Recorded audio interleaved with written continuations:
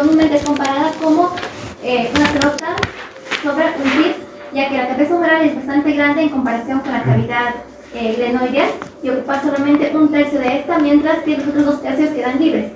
Y esta estructura anatómica es lo que le permite que tenga una gran movilidad.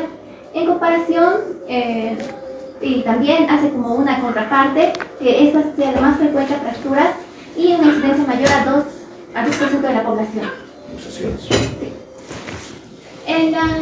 Sus estabilizadores son la congruencia ósea, ¿no? La estructura ósea, y el labrum glenoideo, que es la superficie que le da más superficie y profundidad a la cavidad articular, y el ligamento glenoideo, que son los superiores, mediales e inferiores, y la presión negativa intraarticular. En los músculos dinámicos, ¿no? Serían los músculos que serían la supraespinosa, el infraespinosa, el subscapular y el redondo menor. Y también estarían el músculo del bíceps y músculos prescapulares, ¿no? Y para, como una luxación glenohumeral anterior, es más frecuente en el 93% de los casos, y esta suele ser por un mecanismo de una aducción del brazo con una rotación de forma externa. El hombro suele presentarse con una ligera aducción y suele haber el signo de la charretera, que consiste en que hay un aplanamiento lateral tanto con la pérdida del contorno del deltoides, y se observa un acromio prominente y la cabeza del húmero también se encuentra prominente en la cara lateral, en la cara anterior del hombro. En la radiografía se puede observar una fractura de troquíter y también la lesión de Bankart. En la lesión de Bankart consiste en una fractura del borde anterior del glenoides, y la lesión de Hirschfeld consiste en una fractura por una impactación de la cabeza del húmero. En su clasificación se puede clasificar ya sea en subaracnoideo o subglenoidea, y la subclavicular. En la subcoracoidea consiste en que la cabeza del húmero se encuentra tanto anterior de la cavidad glenoidea y inferior a la apófisis coracoidea, y mientras tanto que la subglenoidea se encuentra tanto anterior como inferior a la cavidad glenoidea, y en la subclavicular se encuentra inferior a la clavícula y anterior a la cavidad glenoidea. En la posterior, esto es mucho menos frecuente y suele ser por una aducción del brazo en rotación interna, y clínicamente se puede observar que la cabeza del húmero se encuentra posterior a la cavidad glenoidea, y se puede ver en la radiografía el signo de la bombilla, que consiste en que la cabeza del húmero se encuentra redondeada por una rotación. Esta es una placa radiográfica de examen. ¿Saben por qué? Porque si al paciente le duele, sospeche. Yo he tenido la mala suerte de operar a un paciente de un maestro. No tiene nada. Nosotros hemos pedido una tomografía, 2 semanas hay que pasar. Juicio, lo querían asesinar a mi pueblo. Porque tú, ¿qué vas a hacer, tu maestro? ¿Por qué? Pues no se tomó la molestia de ver esto. Vean cómo es la cabecita. Y haces esto. ¿Ya? Siempre decimos el signo de la charretera. Para que sea luxación, que sea charretera, aquí adentro. No charretera es aquí, es de la así no. Ya explañé. Está aquí delante de la charretera. ¿Por qué charretera? Porque hay una aducción del hombro y se encuentra aplanado. Lo que pasa es que cuando empiezan los militares y le ponen grados, aquí arriba se hace así como, ¿no es cierto? Entonces, y ahí hay un vacío, ¿no? Porque entonces, en este caso, el acromio clavicular mantiene, y estos hombros se vienen aquí abajo, entonces, como una charretera. ¿Ya? Como mencionaba el signo de la bombilla, entonces es debido a que hay una pérdida del perfil de troquíter por la rotación interna que se produjo. También se puede observar físicamente que hay una coracoides prominente. El tratamiento consiste en una reducción, ya sea, puede ser del parálisis anterior, en la tracción más contracción, que consiste en que al paciente se le coloca en el cúbito supino con una telita pasándole alrededor del abdomen, alrededor del pecho, y se hace una tracción suave con una rotación interna y externa. Y en la maniobra de Kocher se hace una aducción más una tracción suave con rotación externa hasta escuchar un chasquido, el cual va a indicar que ya está el brazo en la posición y se lleva la mano al hombro contralateral. En la de extension se coloca el paciente en el súbito prono y se hace que su brazo esté colgando fuera de la camilla con un peso de 3 a 5 kilos durante 10 a 20 minutos. Consiste en que tiene que bajar, descender por gravedad. Y en el Hipócrates, el médico coloca su pie a nivel de la axila del paciente para hacer una tracción y así, al escuchar un chasquido, ya poder igual de la misma manera llevar su brazo al hombro contralateral.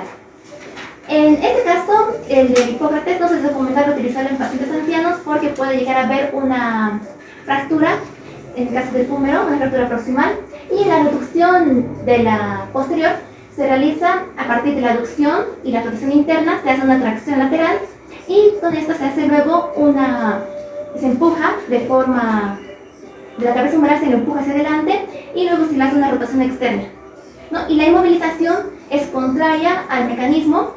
En la luxación anterior se hace una rotación interna ya que el mecanismo era externo y en la luxación anterior se hace una rotación externa, al contrario. Por eso se utiliza un cojín en el cabestrillo. A veces, ¿no? Sí. Pero básicamente con que tú mantengas la mano pegada al cuerpo te sirve. Como dice la reducción, generalmente, cuando nosotros hacemos la reducción, primero, ¿qué hay que aprender? Luxación de hombro, la luxación más frecuente en el ser humano. 1. Luxación anterior de hombro, la más frecuente de la luxación en el ser humano. La luxación de hombro se clasifica en subglenoidea, subcoracoidea y subclavicular. La más frecuente, la subcoracoidea. Perfecto. Casi siempre hay que mentalizarnos en eso, pero también hay la luxación posterior y la luxación inferior.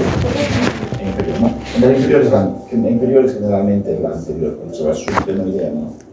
¿Ya? Sin embargo, además de esto, tenemos que recordar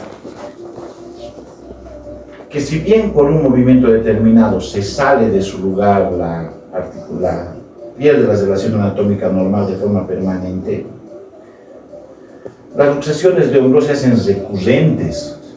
Una vez que tú te luxas y haces la reducción, el arte mediante el cual llevan las estructuras anatómicas a su posición original o anatómica, si no haces una adecuada inmovilización, es como el dicho popular que dice: ratón casero no olvida su ojero. ¿A qué quiere llegar?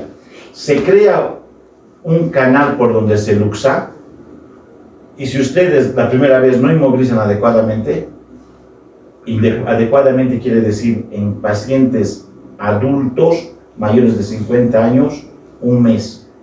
En pacientes menores de 50 años, 6 semanas. Ya algunos libros dicen en pacientes adultos 3 semanas, pero digamos 1 mes. ¿Por qué? En ese tiempo va a cicatrizar y entonces no va a ser tan fácil que se vuelva a salir. ¿Por qué? En el adulto debes inmovilizar menor tiempo, porque se puede producir un problema que se llama hombro congelado, ¿ya? Pero debes hacer una adecuada inmovilización, siempre. En eso nos diferenciamos nosotros de los agudores, de los flotadores. Ellos reducen, pero no te dan la inmovilización. Entonces, sin querer, genera un proceso de signo del ratón casero. Luxación recidivante, crónica. Están durmiendo, se relajan, se les sale. A ese nivel. Después de 7 veces, llegan al extremo de que a veces se luxan hasta 7 veces en un año, hay que operarlos. ¿Ya? Vale. En el estudio acromioclavicular, los ligamentos acromioclaviculares se encargan de hacer la estabilización horizontal, mientras que los coracoclaviculares se encargan de hacer la estabilización vertical. El mecanismo va a consistir en que hay una caída que se va a dañar el movimiento del hombro, y si este ha sido con baja energía, va a haber una afectación solamente de los ligamentos acromioclaviculares, y si ha habido una afectación con alta energía, va a haber la afectación de los ligamentos tóraco-claviculares. Y clínicamente se puede observar el signo de la tecla de piano, en la que consiste en la que se toca la clavícula y esta va a descender, y cuando se la suelta va a volver a ascender. Esto va a indicar que es una lesión de los ligamentos tóraco-claviculares. Luego están las clasificaciones, la clasificación de Toshi, que consiste en tres grados.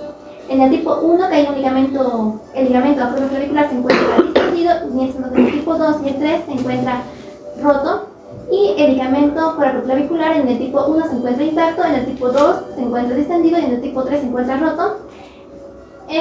La clasificación de Rodwood es la misma, parecida a la clasificación de Toshi, solo que se van a agregar Toshi, que se va a agregar que se va a ver cómo se va abriendo más la clavícula según su separación. En el grado 1 la separación va a ser nula, en el grado 2 va a ser de menos del 25%, en el grado 3 va a ser de 25 al 100% y en el grado 4 va a estar posterior, y en el grado 5 va a encontrarse entre 100% a 300%, y en el grado 6 va a estar por debajo de la coracoides o supracraneal. Ahora, el posible tratamiento va a ser en el tipo 1 y 2 va a ser de forma conservadora, en el tipo 3 está debatible entre puede ser conservador o quirúrgico, y en el tipo 4, 5 y 6 va a ser quirúrgico. Clavícula, acrónimo, coracoides. ¿No es cierto? Dice, en la Toshi 1 hay una ruptura de los acromioclaviculares, de la cápsula. Entonces hay dolor, hay antecedente, pero cuando tú le haces ya se da tratamiento, ¿no? Clasificación, hay tratamiento, ¿no?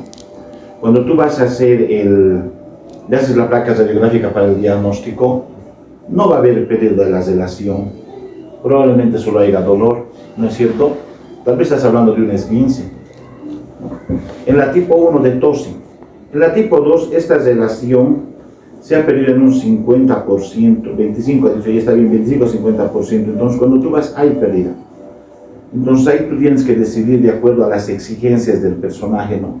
No es lo mismo que sea ella, que solo utiliza su bracito para subir al micro, a que sea jugadora de voleibol, ¿no es cierto? Entonces, tal vez en el caso de que sea solo doctora, necesite solamente un tratamiento conservador, ¿no? Porque no tienes tanta exigencia. Pero eres jugadora de voleibol, juegas con esto, estás jodido. Entonces hay que operar. Y en la tipo 3 es una pérdida total de las relaciones, ¿sí? En la tipo 1 se dice ha habido ruptura de la cápsula articular. En la tipo 2 ya ha habido de los acromioclaviculares, que son los segundos estabilizadores. Aquí hay rupturas, en el otro caso solamente se elongaban, ¿no? En el hombro. Y en la tipo 3 hay una total ruptura de dos ligamentos más, que se llaman el conoide y el trapezoide, que son coracoclaviculares, ¿no es cierto? Entonces, ¿qué tiene que ocurrir para que haya la pérdida total de la relación, la ruptura de los conoides y el trapezoides, para que haya una Toshi 3? ¿Ok? Eso es importante saber. Y cuando tenemos generalmente lateral tipo 2 y 3, ¿qué signo hay?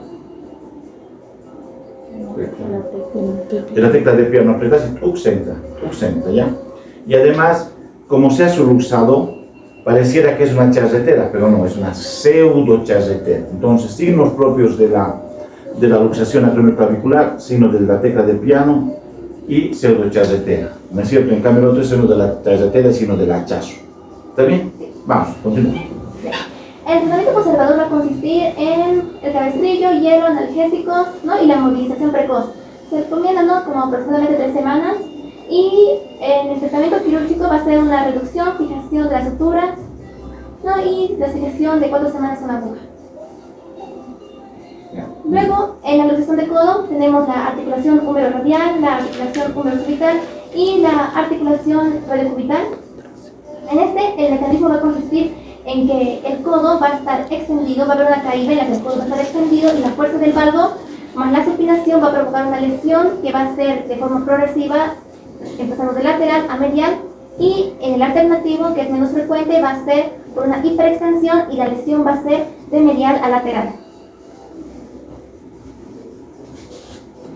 Se clasifican según puede ser según el progreso, en simples o complejas. Las simples van a ser solamente un daño en los ligamentos, en las luxaciones complejas va a haber acompañado de fracturas, y según la dirección se puede clasificar en posteriores, ¿no? Esto va a ser dependiendo a cómo el acromio se encuentra posterior, anterior, que el acromio se va a encontrar anterior al húmero, y lateral se va a encontrar lateral, y medial y medial, y en divergente va a haber una separación del cúbito y del radial. Ambos van a estar, ¿no? El cúbito y el radio. Ambos van a estar a los costados del lineal.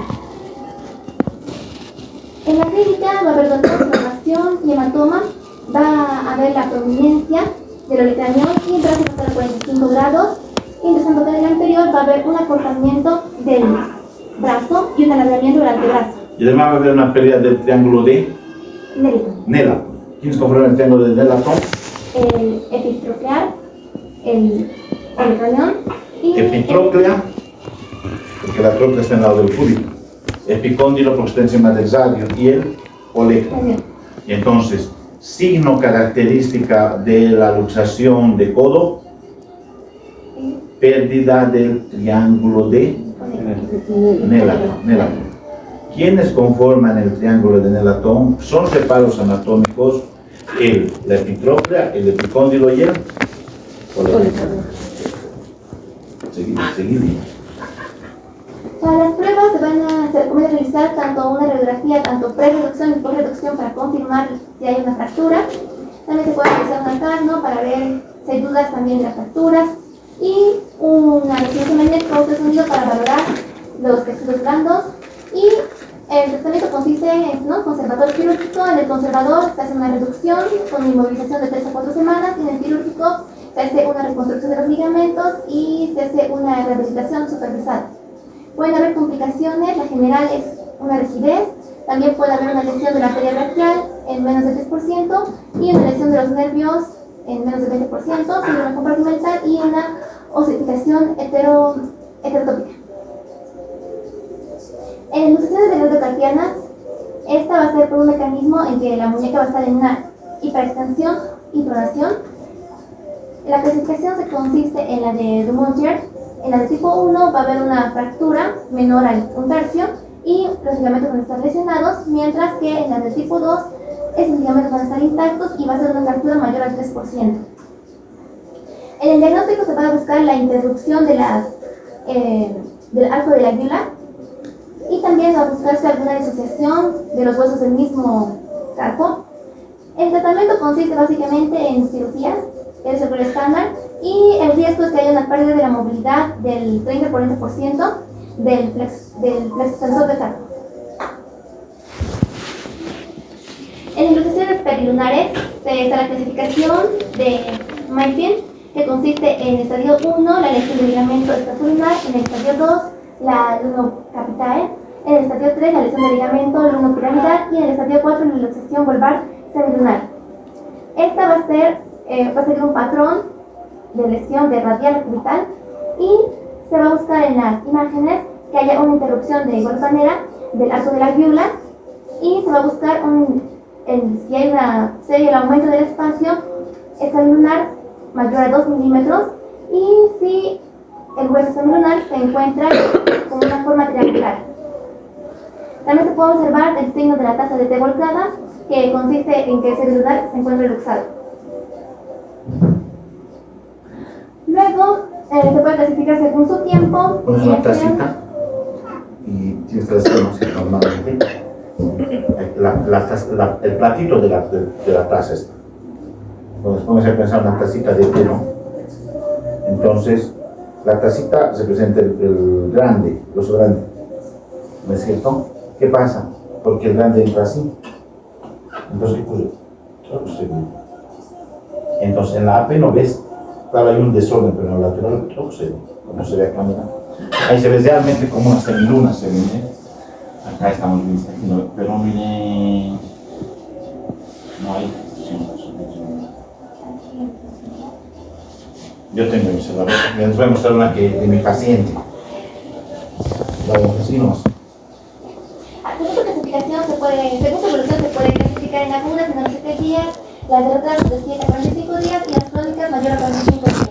Las agudas van a ser una reducción y movilización en la radioterapia crónica se van a hacer un tratamiento con cirugía, ya sea de reparando el ligamento, puede ser por abordaje vulvar o por abordaje dorsal. Las lesiones metacarpofalángicas consisten en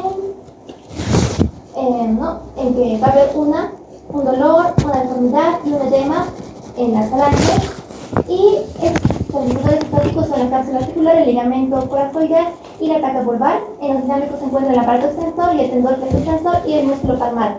Generalmente se puede dañar cualquiera de los metacarpofalángicas, pero generalmente suele pasar en el pulgar, y una lesión clásica es la lesión de Skinner, que consiste en que el ligamento colateral va a haber una ruptura del ligamento colateral, la cual ya como está similar. Aquí está el grande, que debe venir acá. Hay un desorden, digamos, escafoides, no está el semilunar, digamos, escafoides, no hay un desorden en los huesos del tarso, del carpo.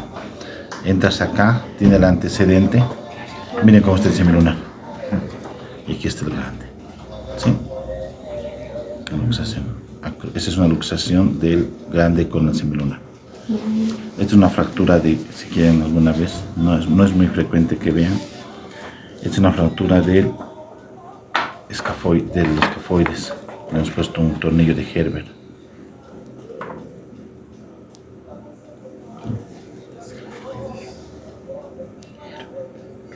Este es un arco en seno.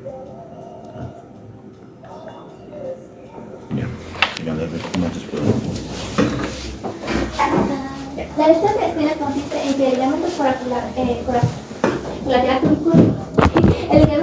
turcal va a romperse, y este se va a interponer, en la aponeurosis del aductor, y esto va a provocar una inestabilidad crónica, conocido como el pulgar del guardabosques, y se puede clasificar con los pulgares según la cara dorsal, en simple y complejas. En las simples van a ser las incompletas y completas. La completa puede tener una deformidad en tipo de forma de Z, mientras que en las incompletas, en las complejas va a haber una reducción, y según el pulgar, en su cara volar, puede ser de forma tipo A estable, tipo B irreductible y tipo C inestable. Los dedos largos se van a clasificar en dorsal y volvar, ya sean en simples o en complejas. Las luxaciones de las interfalángicas, de las proximales, van a ser una articulación en bisagra, y los ligamentos colaterales propios van a dar una estabilidad primaria, mientras que los colaterales accesorios van a dar una estabilidad secundaria. El mecanismo va a consistir en una hiperextensión, que es la más frecuente, o también puede ser por una flexión forzada, y la clasificación va a consistir de igual manera en si es dorsal, volvar o lateral. En la dorsal va a ser más estable si tiene menos de 30% de fracturas, inestable si hay más de 30% de fracturas, y en el volvar hay una lesión del tendón del extensor, en el cual puede haber la deformidad de Coulthard, que consiste en que el flexor extensor se rompe, lo que va a provocar que la parte de flexión del medio se vaya a doblar, y la de la punta del dedo se va a estirar. En la lateral puede ser por reductibles o irreductibles. En el caso de las luxaciones laterales de forma reductible, el tratamiento sería por una sindactilia más una movilización temprana, ¿no?, que consiste en que se coloca el dedo lesionado, se lo venda junto al dedo proximal, y en la luxación vulvar puede ser una reducción cerrada con una inmovilización de 3 semanas, o y si es irreductible, puede ser una reducción abierta con una bandeleta. En la luxación dorsal, si es estable, menor de las 3 centímetros de fractura, esto se puede hacer una reducción cerrada con una inmovilización de 3 semanas, y si es inestable, es mayor al 30% de las fracturas, y se realiza una aplicación ya sea externa o una aplicación interna con una reducción abierta. O si no, mañana también todo el en el diagnóstico, de la misma manera, se recomienda, ¿no?, sacar una post-reducción y pre-reducción para reconocer si hay fracturas. Y en las distales son mucho menos frecuentes, y estas pueden ser por una pueden ser una clasificación de esta manera, de forma dorsal, volvar o lateral, o también pueden clasificarse de forma abierta o cerrada, en simples y complejas, y si son estables o inestables. El tratamiento va a consistir, ¿no?, que si son simples y estables se puede hacer una reducción, y si son irreductibles y abiertas se hace una reducción abierta. Y en las complicaciones ¿no?, puede haber una rigidez, una inestabilidad residual y la artrosis postraumática. Y deformidades del dedo pueden ser algunas como la del dedo del martillo y la del dedo de Gerson, en la que el dedo del martillo va a ser, ¿no?, la ruptura del tendón extensor, mientras tanto que la del dedo de Gerson va a ser la del tendón flexor. Ya, pero hay una característica y un error frecuente en ustedes. El dedo luxador no lo tocan. Generalmente se luxa, se tiene una aquí arriba y otra aquí abajo, o al revés, y ustedes jalan y quieren colocar, no se hace eso. Se agarra y se provoca, este va a ser el dedo ya, la reclusión, una dorsiflexión extensa, es recién se empuja. ¿Por qué? Porque si no se mete la placa molar, acá abajo hay una plaquita que permite, que te da cierta estabilidad. Ustedes lo jalan y nunca, claro, se ve bien en la radiografía, pero no hace nada, porque se ha metido al medio esa placa. Y les queda un poquito chuquito de derecha, chuquito de izquierda, y no ha habido una adecuada congruencia posterior a la reducción. Entonces no agarren, pinchen el destroncular, ¿no? Medio centímetro encima, pinchen, sin miedo. Yo pienso como yo que sin anestesia tantas cosas. Nos agarran y, pues eso no es lo mejor, ¿no? Van a la dorsiflexión. Yo hago muchas cosas así porque he aprendido una cosa. Le tienen más miedo al pinchazo que al hacerlo. Entonces, esa chiquita le ponían a su pinchar, iba a llorar más del pinchazo que de jalar. ¿Entiendes? Listo. Está bien, bonito y completo. Otro.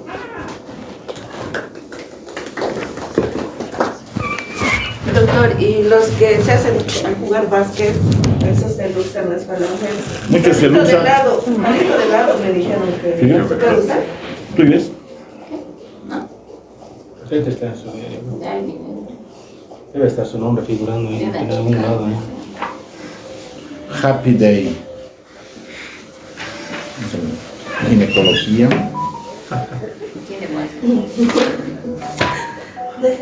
¿Me puedo llevar? Américo Gómez Pérez. No, debe de su chica, pues. A ver. ¿Estás hablando? David, que es vaginal. Dice, vaginal.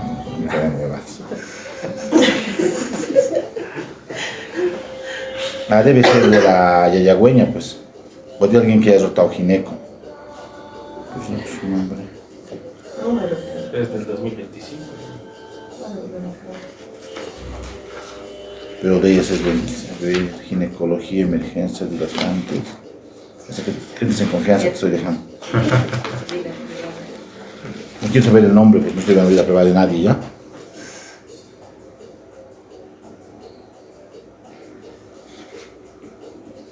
Américo Gómez Pérez, interno de medicina. ¿Será de él? No creo que sea de él. Pues, ¿qué estaría haciendo aquí? Porque no estaba. Ya va a venir a recoger y le cobran. Ya, dale, Ángel. Muy buenos días, compañeros. Ya han expuesto Lisette ahora. Y Elena. Rafa ya se ha expuesto. Pache ya se ha expuesto. Y Nicole. Carla. No se ha expuesto bien. No, me falta. Soy la última. ¿Ustedes tres? Ustedes tres, sí, ¿no? Sí. Dale. El tema que me tocó exponer son las fracturas del húmero distal. La definición. Las fracturas del húmero distal son lesiones que afectan la porción inferior del húmero. Son fracturas poco frecuentes, están entre las fracturas de 0,5% que representan estas fracturas. Van a existir dos importantes grupos en la parte de la epidemiología, tanto los adultos jóvenes como los adultos mayores. En los adultos jóvenes va a ser por caídas que pueden ser por accidentes de tránsito, por deportes o simplemente caídas, y va a ser se producen por traumatismos de carga energía axial, o sea, van a ser por flexiones del codo de más o menos 90 grados, mientras que los adultos mayores son consecuencias de baja energía. Se van a caer más o menos mayormente sobre su propia altura. Estos adultos mayores igual están generalmente favorecidos igual por la osteoporosis, especialmente en mujeres.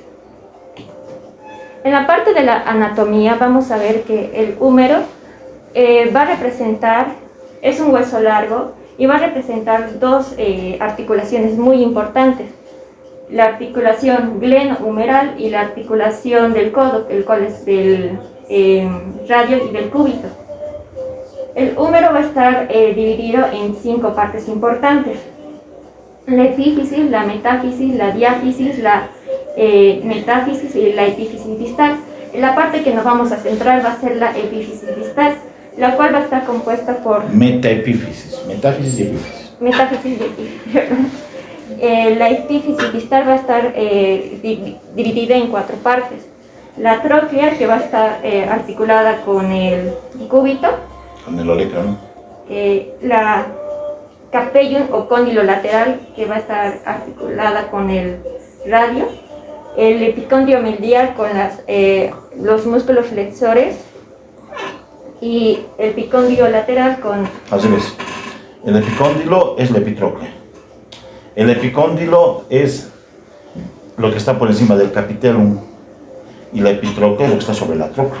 La epitróclea es medial y el epicóndilo, dice, ¿no? Es por encima del lateral. Entonces, acá epicóndilo, aquí epitróclea. Porque el cúbito es este, el radio es este. Eso no cambia, siempre es igual. Acá es el lío. Vale. En las estructuras neurobiomusculares vamos a ver que igual van a ser lesionadas el nervio mediano y el nervio cubital, al igualmente de la arteria braquial, porque especialmente en las fracturas supracondileas. En las manifestaciones clínicas el paciente va a presentar un dolor intenso, inflamación, crepitación, impotencia funcional, o sea, no va a poder mover el codo, y esto depende mucho de la fractura, puede haber una deformidad. Ahora, en la clasificación del AO, el cual es el Sistema Universal para clasificar, codificar y describir las fracturas, vamos a ver que la epífisis va a estar clasificado por 3 tipos. El tipo A va a ser las fracturas extraarticulares, van a representar el 10%, los cuales se van a dividir en 3 subtipos.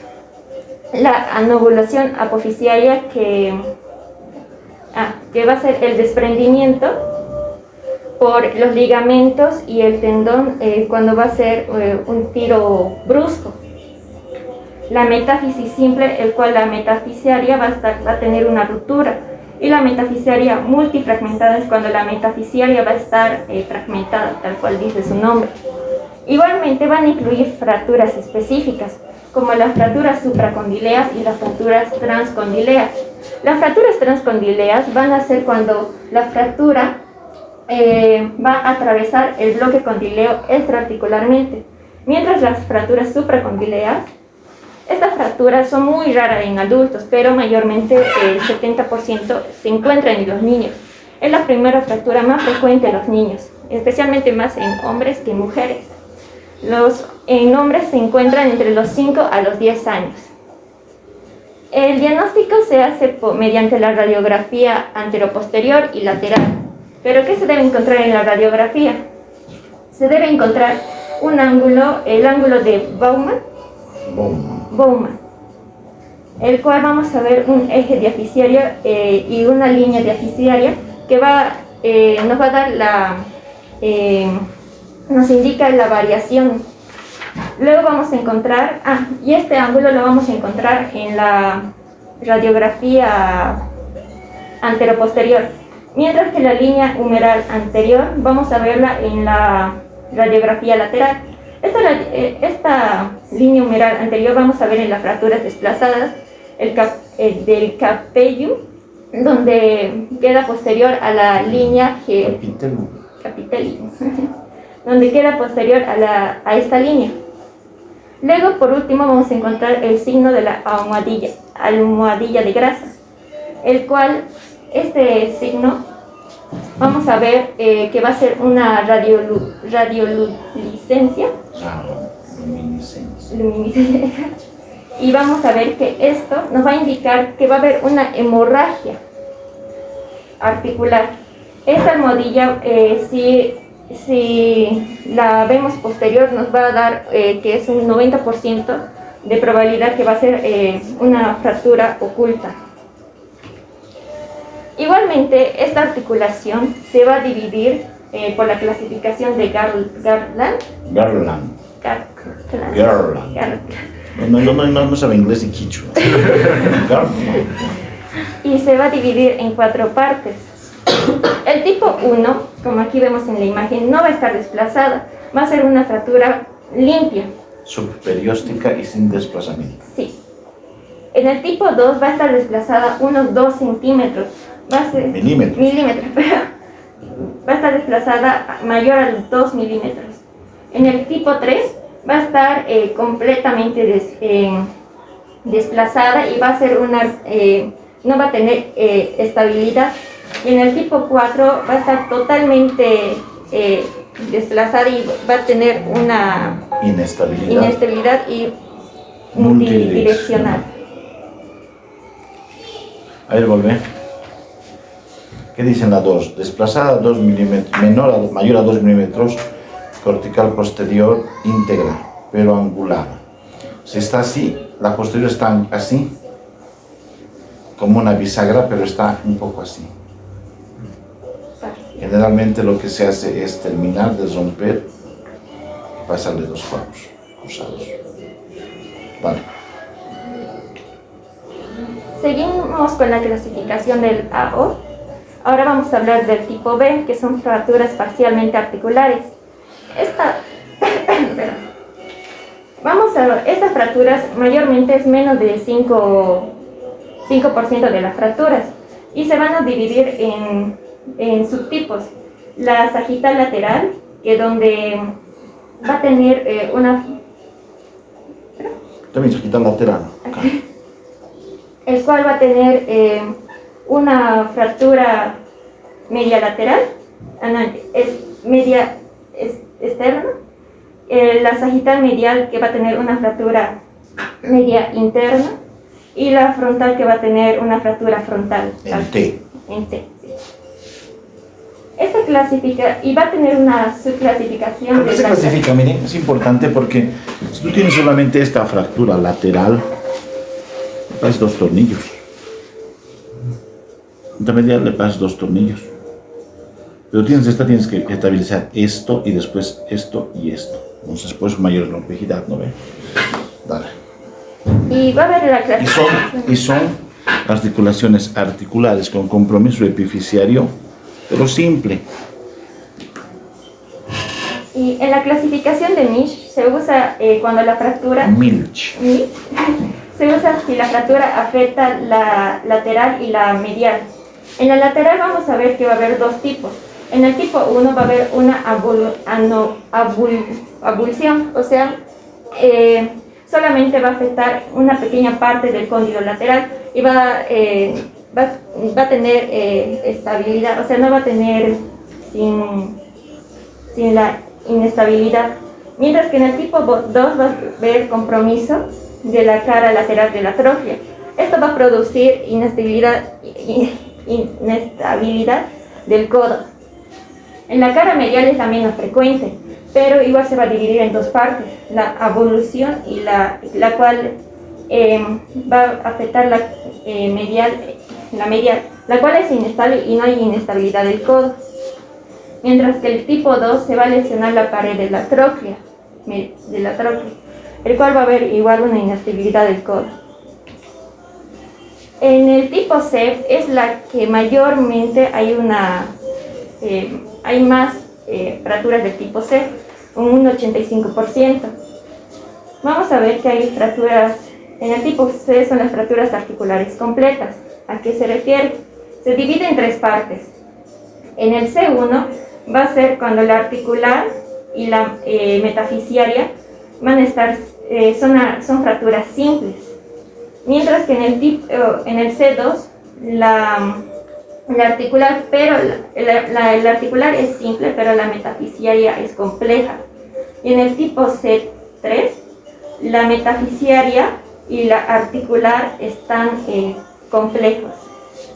En el tipo C igual se puede clasificar por la Riceborough y Radin, el cual se clasifica en 4 partes: la no desplazada, la desplazada pero no rotada, la desplazada y rotada, y la cominuta con los cóndilos muy separados.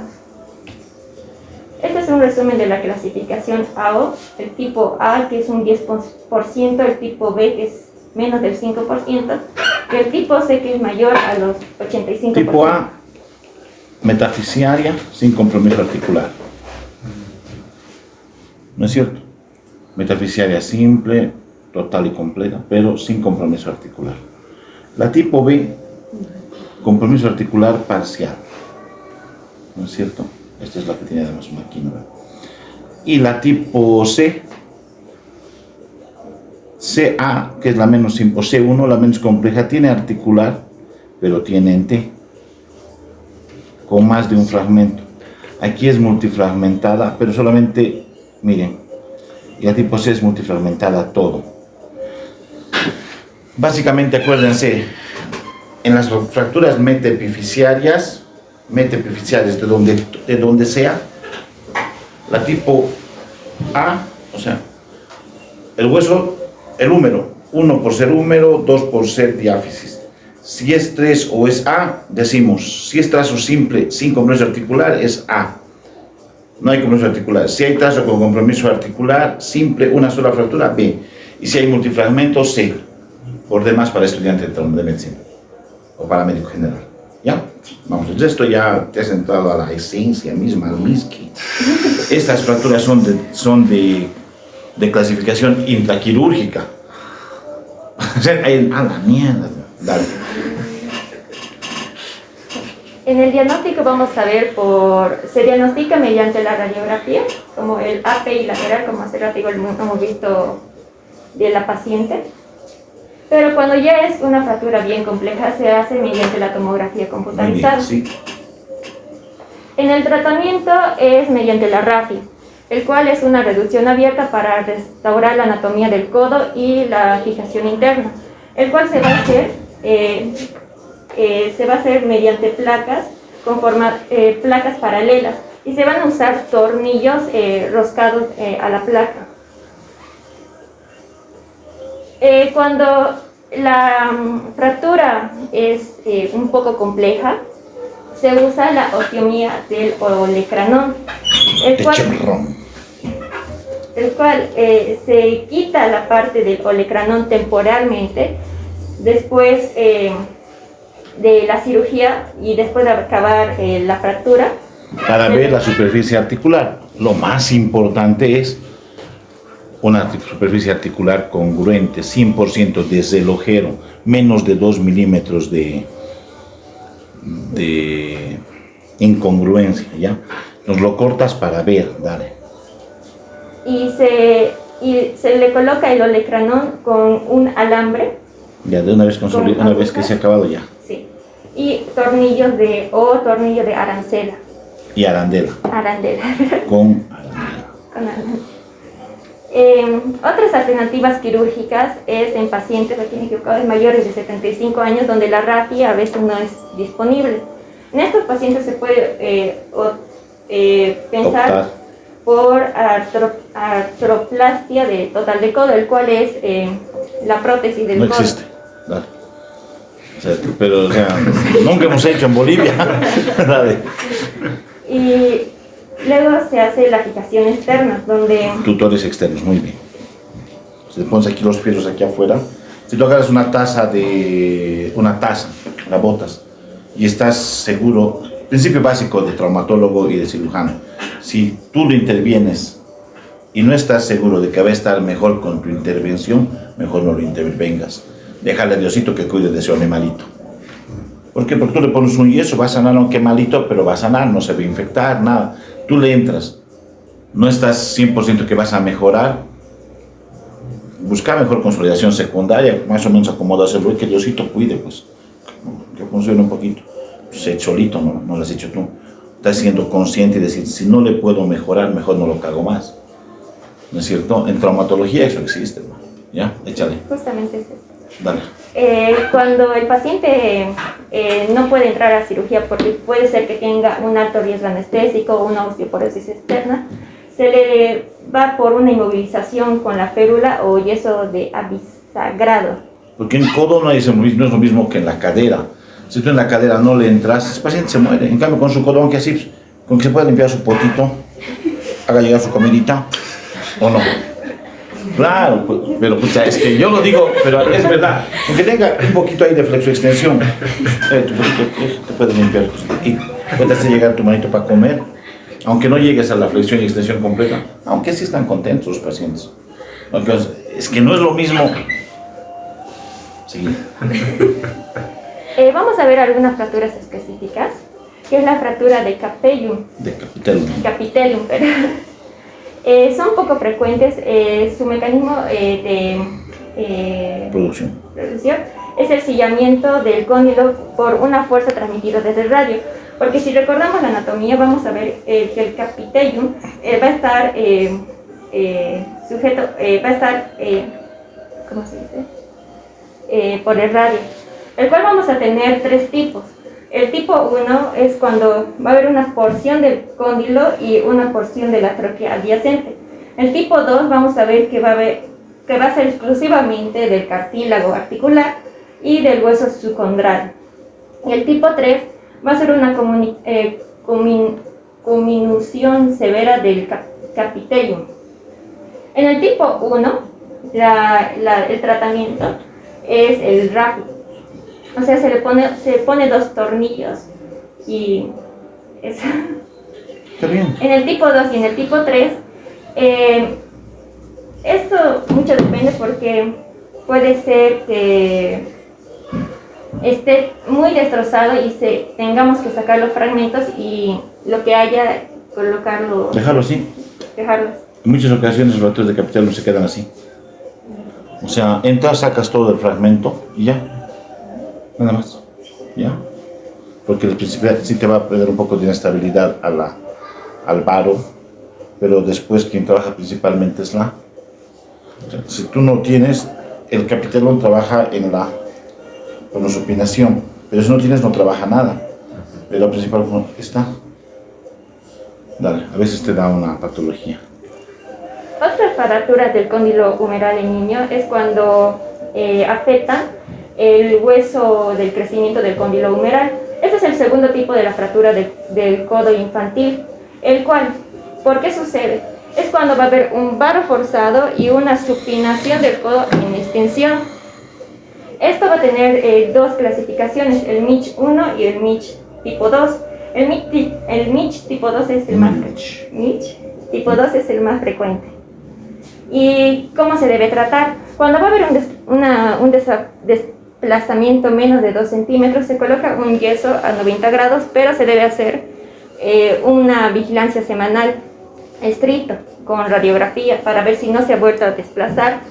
Pero si hay un desplazamiento mayor a 2 milímetros, se hace una operación, el cual consiste en una reducción y una osteosíntesis, el cual se le coloca 3 agujas, no me equivoco.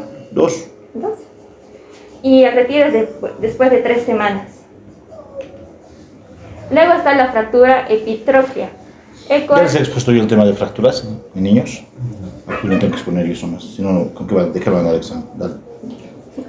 Esta fractura está al 50% relacionada con la luxación del codo.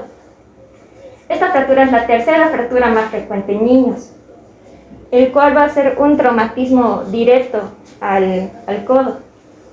¿Pero qué se debe hacer cuando encontramos esto? Vamos a si es menos de 5 milímetros, igual se le coloca un yeso a 90 grados en flexión. Es una rodilla.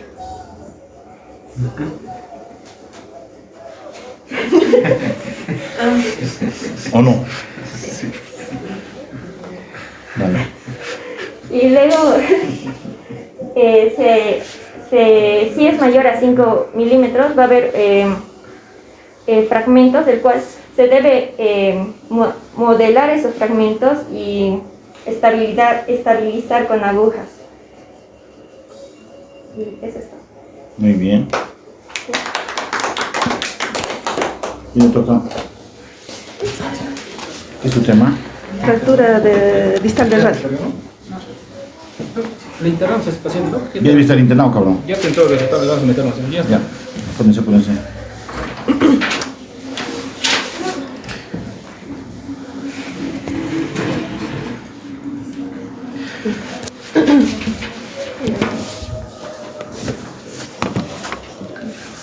Bien, voy a continuar con la exposición. Voy a hablar sobre las fracturas distales del radio.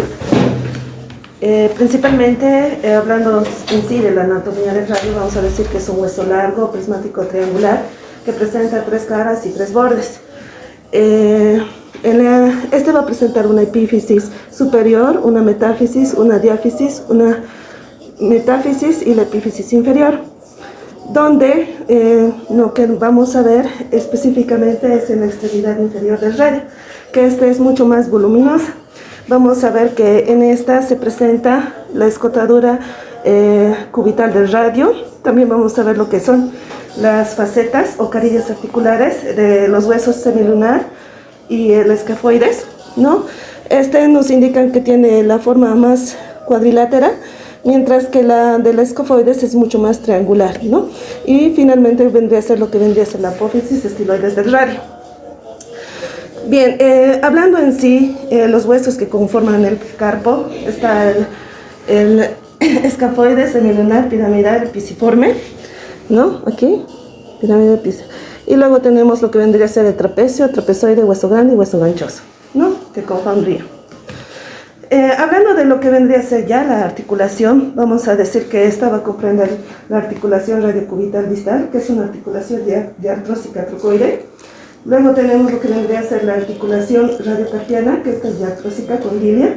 Y finalmente, bueno, esas son las dos más específicas que se hablan en este tipo de fracturas. Los ligamentos que conforman, vamos a decir que está el ligamento colateral cubital, el ligamento colateral radial, el ligamento radiocarpiano palmar y el ligamento carpiano dorsal, ¿no? Entre las amplitudes articulares, en flexión vamos a decir que este es de 80 a 90 grados, mientras que en la extensión vamos a decir que este es de 70 grados. En una desviación radial vamos a decir que este es de 20 grados y en una desviación cubital esta ya es más de 30 grados. En relación a los músculos, vamos a decir que están los pronadores, que está el pronador cuadrado y el pronador redondo. En la supinación va a estar el supinador largo, el supinador corto y el cubital anterior. Luego los nervios que van a estar conformados, el nervio mediano, el nervio radial, que nos hablan y nos indican que pueden ser uno de los más afectados, ¿no? Bien, en sí hablando ya de las fracturas del radio, vamos a decir que esta es la pérdida de la solución de continuidad de tejido óseo producido dentro de los 3 centímetros de la articulación radiocarpiana. Vamos a decir que esta fractura del extremo distal es una de las más frecuentes en emergencias, casi representa el 15%. Es la fractura más frecuente en el ser humano. En el ser humano, sí. Y una sexta parte de todas las fracturas en todo, que digo, de las urgencias, ¿no? El doctor.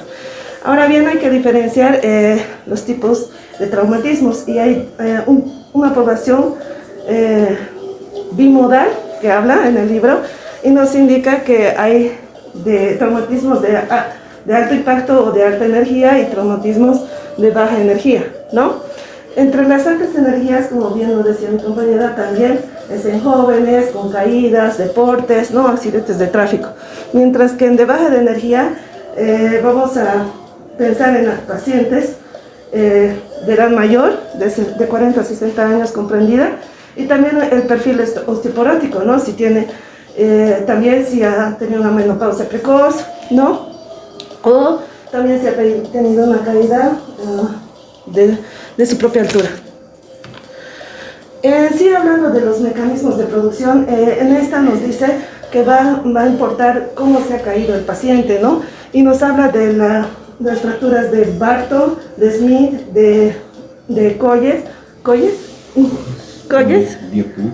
y Diepuch también, ¿no? Y Hutchinson o del chofer. En sí, hablando ya de las fracturas de Colles, vamos a decir que este es un fragmento distal del radio que se desplaza dorsalmente, ¿no? Es decir, que ha habido una extensión, una hiperextensión, ¿no? Y este fragmento distal se ha ido atrás. Se ha ido atrás. Como si fuera un dorso de tenedor. Y, forma lo que dice la deformidad del dorso del tenedor, ¿no? Casi ha habido una angulación mayor a los 90 grados, ¿no? Con una hiperextensión, una desviación radial y una pronación. Normalmente es una fractura de jóvenes de alto impacto, ¿no? Traumatismo de alta energía, ¿no? Este tipo de fractura es extraarticular, ¿ya? Que no compromete la articulación, ¿no?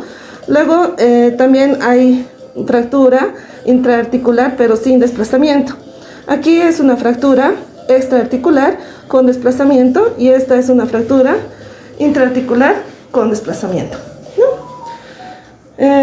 Bien. La de Smith, bueno, esta fractura igual es una fractura extraarticular donde el fragmento se ha desplazado hacia palmar, hacia adelante, ¿no?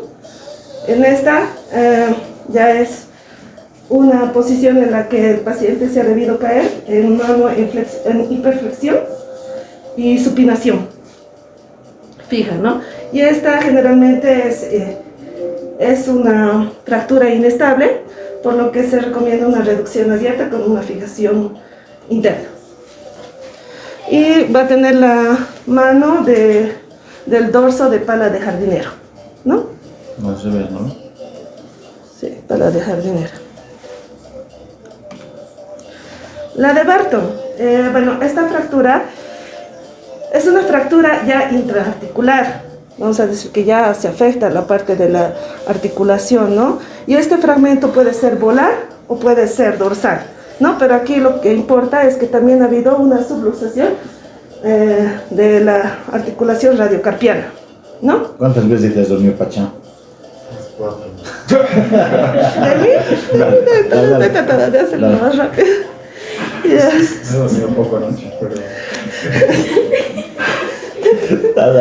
Mira, bien, en la fractura de Schofer o Hutchinson o Schofer. De chofer. Chofer. Chofer. Pero ahí decía doctor también chofer. O sea. Era la de chofer. Schofer, Hutchinson. Los choferes del truque. Chofer. Dale, choferulla. Mira, bueno, básicamente es que ha habido un impacto directo sobre la cara lateral y compresión del escafoides, donde prácticamente se ha aislado, o sea, fragmentado la apófisis estiloides, ¿no? Es una fractura de abulsión de la apófisis estiloides del radio y los ligamentos extrínsecos permanecen unidos al fragmento, ¿no? La fractura de Diepuch, bueno, básicamente consiste en el hundimiento de la carilla articular del hueso semilunar, perdón, y este es producido por una carga axial y un impacto directo sobre el hueso. Y la fractura en 4 fragmentos de Malone, nos indica que prácticamente es una fractura intraarticular con impactación en la superficie articular del radio distal, en la faceta semilunar, y divide al radio en 4 fragmentos, ¿no? Donde la clasificación de los 4 fragmentos está la diáfisis, la carilla articular dorsal, medial, la apófisis estiloides cubital, la faceta volar y medial, ¿no? Y esto va a depender del orden de la clasificación del 1 al 4. En la evaluación clínica, nosotros es importante que al realizar la inspección identifiquemos si existe deformidad, ¿no? Y sobre eso ya podemos diferenciar, ¿no? Coyes, Barton, ¿no? Smith, ¿no? También es importante identificar la inflamación, si hay una inflamación severa, una equimiosis, o dolor a la palpación. Es importante una regla de oro que nos indica que siempre hay que explorar estructuras o segmentos cercanos a la lesión, ¿no? También la impotencia funcional, la crepitación, ¿no? Y la parálisis de los músculos que producen la posición del pulgar, ¿no? También es importante comprobar la vasculatura, tanto circular como nerviosa, ¿no? Ya que aquí discurren los nervios de nervio mediano, ¿no? Ahora importante también, el nervio mediano, si hay una lesión en este, puede llevar del 13 al 23% de los casos a un túnel carpiano, ¿no? En el diagnóstico, en el diagnóstico de imagen, es importante realizar radiografías AP y lateral, esto para evidenciar, ¿no? Si ha habido desplazamientos o si la articulación es inestable para realizar un procedimiento quirúrgico, ¿no? Y en este nos marcan y nos dicen, ¿no? Que la inclinación radial normalmente es 23, pero si este es perdido, normalmente es cuando hay un desplazamiento óseo por fractura. En la inclinación volar o palmar, el parámetro es 11, pero nos dicen que si digamos, disminuye, puede ser que se invierte y hay un desplazamiento hacia parte dorsal, lo que nos va a indicar una mala alineación, ¿no? Y bueno, básicamente el acortamiento del radio también de 2 a 3 milímetros. Si es reducido o aumentado, doctor. Eso estoy un poquito en duda. ¿Qué puede producir una artrosis? Lo de menos. Escalón articular. Cualquier escalón puede provocar una artrosis. Ya. En sí, en las clasificaciones... A ver, alarga un hueso. Realmente se comprime, pues. Vale. Bueno, en la clasificación de las fracturas de huesos por imagen también nos habla sobre prácticamente Friedman, Fernández y Ota, ¿no? Que voy a describirles a continuación. Ota. Bueno, básicamente clasifica tipo A, tipo B, tipo C, lo que decía, ¿no? Tipo A es a nivel extraarticular y esto va a depender o se va a subdividir según la complejidad. ¿Qué se hace siempre? Extraarticular, articular simple y articular complejo. Eso es suficiente para ustedes, porque nosotros clasificamos para determinar un diagnóstico, para planificar un tratamiento y ver los pronósticos, ¿no? Entonces siempre una que tiene más fragmentos va a ser más difícil que manejar que una que tiene menos fragmentos, o va a ser más difícil una multifragmentaria versus una que tiene solamente un compromiso articular. Ya, pásate eso. Igual la de Friedman, prácticamente subdivide en 8 grupos. Prácticamente aquí nos dice si está presente o ausente. O sea, si existe una fractura a nivel distal de la apófisis, de estiloides del cúbito, ¿no? Y aquí indica, ¿no? Prácticamente aquí extraarticular, si vemos, no afectado, ¿no? Pero aquí el 1, el 2 ya sería con afectación de la apófisis estiloides del cúbito. En la 3, esta ya es intraarticular, y afecta la parte intraarticular radiocarpiana también. Y en la 4 ya vemos que, bueno, tendría que ya afectar la fractura, la apófisis estiloides, ¿no? En el 5 vamos a ver que ya es intraarticular. Todos los pares incluyen el cúbito. Sí, exacto. Eso y el progreso va, mira, la tipo 1 es metafisiaria, sin compromiso del cúbito. La tipo 2 es metafisiaria con compromiso del cúbito. La tipo 3 es una metafisiaria Metafibrillaria con compromiso parcial, sin compromiso. La 4 es con compromiso. La 5 es más alta, o sea, más multifragmentaria, pero sin compromiso. La otra es con compromiso. Sí. Si no, más estable. Sí, exactamente, doctor. Y la de Fernández, ¿no? Pasate. Ya. La de Fernández les iba a hablar un poco de lo que quiero que aprendan. Apréndanse que la tipo, esta es una 23. Sí. La más importante es el radio. Lo importante es el radio por sobre el cúbito, porque el cúbito no tiene articulación, ¿no? Y el radio, si es metafisiaria, pensaremos en metafisiaria. Si es con desplazamiento posterior, es coles. Si es con desplazamiento volar, es Smith. Ahora, las epifisiarias pueden ser longitudinales, ¿no es cierto? Si el componente que se ha ido hacia adelante es volar, es Barton. Y si se ha ido atrás, es Barton invertido. Perfecto. Ahora, tenemos dos acá, también articulares. Si es por compromiso de la superficie articular del semilunar, se llama Diepuch. Y si es por abulsión de la apófisis estiloides del radio, es la del chofero de Hutchinson. O de chofer. Chofer. Bien, el tratamiento siempre es importante identificar el patrón de la fractura, tipo de geometría del trazo, mecanismos de carga y el desplazamiento, ¿no? Factores locales, ¿no? Cómo está el hueso, la calidad del hueso, si el paciente presenta una osteopenia, osteoporosis, ¿no? Lesiones de las partes blandas asociadas también es importante, el grado de conminución y energía de la lesión. Y dentro de los factores del paciente, la edad, ¿no? Que es importante diferenciar, las demandas funcionales y el estilo de vida y la ocupación también son importantes, mano dominante y el grado de colaboración y las enfermedades concomitantes, ¿no? En el tratamiento, básicamente el objetivo es la restitución anatómica de la muñeca y esto va a depender siempre si la fractura es estable o es inestable. En relación a las fracturas estables, es importante que haya un tratamiento conservador, ¿no? Donde se le enyesa al paciente. Normalmente es una reducción cerrada y movilización con yeso. Esto está indicado para fracturas estables o extraarticulares.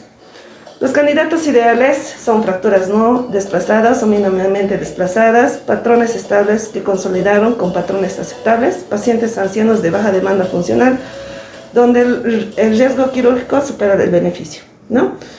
¿Y cómo es que se debe enyesar? Nos indica que primeramente se debe aplicar lidocaína como anestesia local. Falso testimonio.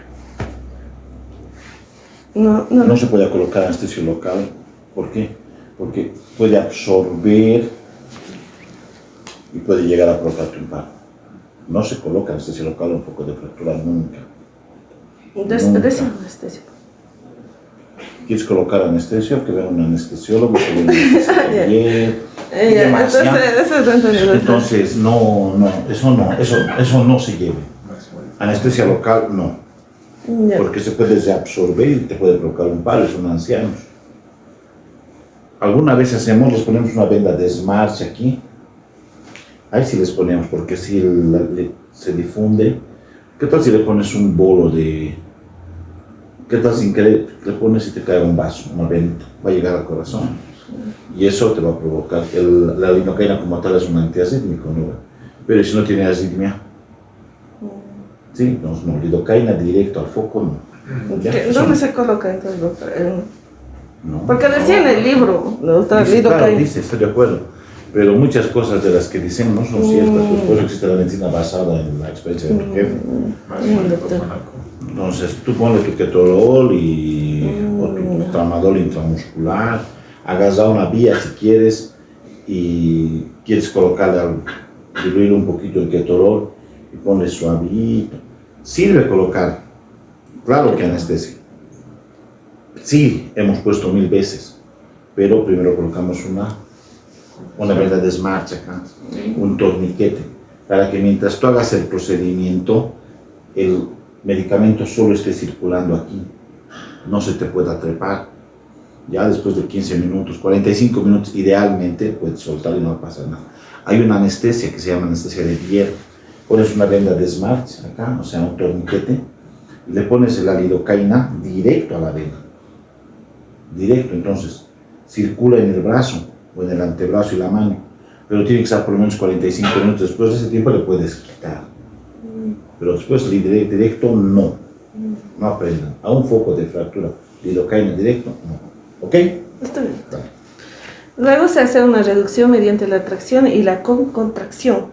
Contracción, está bien. Sí, eso, doctor, solo que un poquito tenía dudas en la maniobra. Luego se realiza una tracción sostenida, Exactamente como está acá. una hiperextensión y una ulnarización. Inmovilización. Sí. ¿No? Y dice que hay que ir en contra del movimiento, esto para hacerlo más Lo estable. ideal es tracción contra tracción de estos dos dedos y estos. Y si el hueso está atrás, ¿qué tienes que hacer? Tienes que flexionar. Bueno, otro. Si el dedo generalmente se comprime, tienes que doblar la longitud, te vas a hacer la ulmanización hacia el cubital. Generalmente dábamos esta posición, ligera flexión y rotación cubital. Pero ahora está medio proscrito, o sea, medio que no hay que hacer ni que mantener, hay que pegarlos. Y si no, dejarlos medio mal o medio bien, porque al final el libro dice, mientras no les duele, ellos son felices aunque haya deformidad. Porque es bien frecuente en ancianos. Mucho depende del usuario. Ustedes, gente joven, puta, un poquito chulo, puta, doctora, cagada. En cambio, un viejito quiere que no les duela. Dale. Y si es su mano izquierda que no la usa mucho, peor. Dale. Bueno, entre las advertencias que nos dice, básicamente, evitar las posiciones extremas en flexión porque estas nos pueden llevar a una compresión neurológica, ¿no? Claro. Y lo que vendría a ser la compresión del túnel carpiano, ¿no? Luego la rigidez articular por el tiempo que ha estado inmóvil, ¿no? Luego se debe realizar estudios radiográficos semanales, ¿no? Esto para comprobar, ¿no? La inmovilización, ¿no? Y la inmovilización se debe mantener durante 6 semanas, ¿no? Hasta que aparezcan signos de consolidación, ¿no? La consolidación. Bueno, y la fisioterapia, ¿no? Que es importante también porque si ha perdido o si tiene rigidez articular será importante que para recuperar el rango de movimiento y la fuerza muscular, ¿no? En estos pacientes. Y en sí, en el tratamiento quirúrgico ya es, esto ya está indicado para fracturas inestables o fracturas intraarticulares. Normalmente, ¿quiénes son indicados? Lesiones de alta energía, pérdidas secundarias de la reducción o fallo del manejo conservador, conminución articular, escalón mayores a 2 milímetros a la apertura articular, conminución metafisiaria o pérdida de la masa ósea, pérdida de apoyo volar o desplazamiento, o patrones de cizallamiento, ¿no? Incongruencia en la articulación radiocubital distal y fracturas abiertas, ¿no? Y en las que van a utilizar los tipos de materiales, por ejemplo, el uso de las agujas de Kirchner o la placa volar o palmar, ¿no? O la placa dorsal. En las agujas de Kirchner es un enclavado percutáneo. Normalmente son agujas. Normalmente esto se utiliza, está indicado en fracturas extraarticulares o intraarticulares, simples, 2 fragmentos, 2 a 3 agujas de Kirchner tras el foco. Estas pueden ir en la apófisis estiloides del radio y en el dorso cubital hacia proximal, ¿no? Luego tenemos lo que es el enclavado intrafocal de Kappanji. Este es igual, de la misma forma utiliza, ¿no? Esos agujas que se introducen directamente al foco de la fractura. Como está aquí atrás, metes un clavito hasta el fondo y lo bajas tú. Estaba aquí así, ¿no? Entonces metes un clavito aquí por el foco y lo bajas con eso. Y para que se quede el clavito de cuña, lo enclavas en la cortical opuesta. Entonces así. Y no puedes decir, introduces esto así. Con esto. ¿Cómo te quedas? Entonces ahí se queda. Eso es lo que ha hecho también. Se han quedado ahí. Esta es otra fijación percutánea extrafocal con la técnica de Shansei. Básicamente lo que dice el doctor, ¿no? Que va los... No, es que en este caso ya han reducido el Shanghai que dices, ya está en su posición, es que tienes que colocar clavos. Este Shanghai es la disposición de los clavos, te está diciendo. Tú pones un clavo que vaya de la fosa estiloides y le pones uno de dorsal, no se te va a mover. En cambio, Kappanji dice, tú haces esto, lo pones acá, no se va. ¿O quién desplaza el fragmento? El músculo. Entonces, si está acuñado, no va ahí. Entonces, Kappanji hace uno de aquí a aquí y otro hace de aquí a aquí. Entonces pone uno aquí y otro aquí. En cambio, el otro dice, pongan de fosa estiloides y uno pongan de aquí. Son técnicas de la disposición de los clavitos. Dale. Bueno, y estas son las técnicas quirúrgicas con fijación externa, ¿no? Cuando el fragmento, cuando el trazo de fractura acá es muy conminutado, o sea, lo que has dicho es la taza que botas y no puedes, no vas a armar. Entonces, ¿para qué le abres, güey? Ponle tutores externos, ponle un clavito guía, que más o menos te lo lleve a su lugar, que te quede de 80%, pero que tenga una buena forma, que el radio sea más largo que el cúbito, y pues, Diosito cuida a los animalitos, que consolide, solamente te está dando función de tutor externo. En vez de ponerlo con el yeso no mantienes, porque el yeso una vez que desinflama tu mano, se vuelve a comprimir. En cambio estos como están clavados ahí te mantienen en la posición. ¿Sí? Vale. No, y Placas. las placas, ¿no? Que estas vendrían a ser placas dorsales. No, son placas voladas, pero son placas nuevas, son placas LSP. Son placas en las cuales el tornillo se adosa, se envuelve en la misma placa. Una placa en la que tú tienes acá un justo, le pones un tornillo. Estas placas tienen, acá arriba tienen como rosca. Entonces la cabeza del tornillo tiene rosca, la cabeza de la... Entonces es como que trabajar una cortical más. Entonces se llama LSP, Look y Compression Plate, placas de compresión dinámica. También sí. Dorsales volares. Dorsales volares, bloqueadas y no bloqueadas, ¿no? Sí, también. Dice que estas normalmente pueden producir una tendinitis o tendinosa. Siempre que es dorsal, a ver, tóquense, va a tener más problema porque los tres tensores están ahí. En cambio, las volares tienen los cuatro niveles, ¿no ves? Tienes los 4 planos, ¿no ves? Luego dice que hay una placa en T también. En T. Lo que más usamos es la placa en T. En T, ¿no? Vale. Luego, en las complicaciones de la fractura, van a estar lo que les dije, ¿no? El síndrome del túnel carpiano, la consolidación viciosa, que puede llevar a una deformidad, ¿no? El síndrome del dolor regional complejo, donde dice que puede haber una complicación neurovascular y en esta se aplica vitamina C, que decían, ¿no? Y la inestabilidad mediocarpiana, ¿no?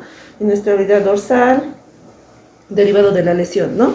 Y una artrosis postraumática. Eso es todo, doctor. ¿Listo? Lo ideal sería que les exponga un tema más, me preocupa, pero que se está haciendo muy tarde. La otra es que yo exponga mañana tempranito y ustedes el examen el lunes a primera hora. Sí, doctor. ¿Qué les parece? Sí, doctor. Y ya mañana les doy los temas para que ya los vayan preparando para la otra semana. ¿Qué les parece? Sí. Es que creo que va a ser muy rápido hacer el examen mañana. ¿Qué dicen? Sí, por favor. Ahora, si quieren, vengan a dar examen el jueves. No, No tanto, dicen. ¿Neta? Sí, doctor, muchas gracias, doctor. Es muy pesado que yo más exponga, van a llorar. ¿Qué pasa?